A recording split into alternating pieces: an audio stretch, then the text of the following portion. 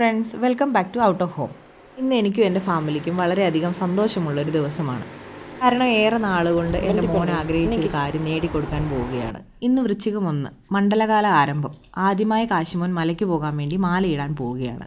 ഇവിടെ അടുത്തു തന്നെയുള്ള അമ്പലക്കവല അയ്യപ്പസ്വാമി ക്ഷേത്രത്തിലാണ് മാലയിടാനായി പോയത്. കറുത്ത ഷർട്ടും കാവിമുണ്ടും തന്നെ വേണമെന്ന് ചെക്കന് നിർബന്ധം ഉണ്ടായിരുന്നു. അതുകൊണ്ട് ഇന്നലെ തന്നെ വാങ്ങി.